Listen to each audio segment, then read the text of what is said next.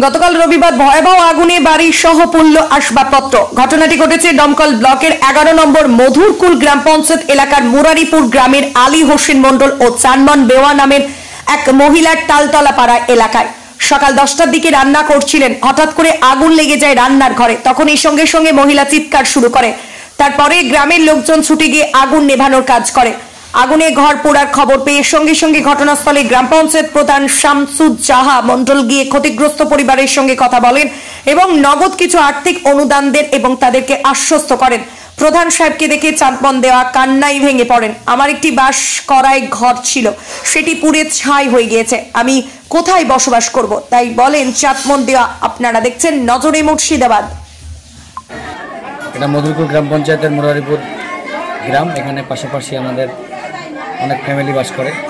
সকালবেলা রান্না করতে গিয়ে পাশাপাশি সব রান্নাবান্না করছিল এলাকার মহিলারা। তো সেখানে হঠাৎই কোনো কারণে একটা আগুন ছিটকে আগুন ধরে যায় পাশের বাড়িতে।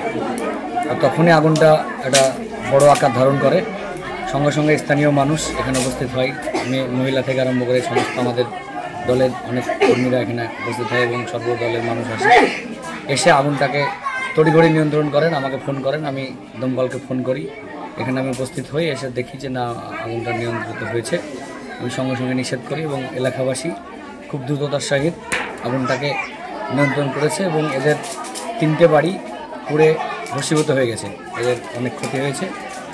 সেটা আমি বিডিও সাহেব এবং আমার ঊর্ধ্বতম কর্তৃপক্ষকে আমি জানাচ্ছি। আমি প্রধান মধুরকুল গ্রাম পঞ্চায়েত দমকল মুর্শিদাবাদ।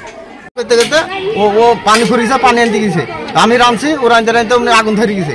দাম করছে ছাগল গালা বার কেটে কাউকে ডাকো দিয়ে, তখন ডাকলো। তারপরে একে দুই আস্তে আস্তে এরকম ধরে গেছে আগুন ধরে কারেন্টটা তার মার সব কিছু পুড়ে গেছে। আমার আব্বা নাই, আব্বা মাঠে গেছে, কিচ্ছু নাই, সব পুড়িয়ে শেষ হয়ে গেছে।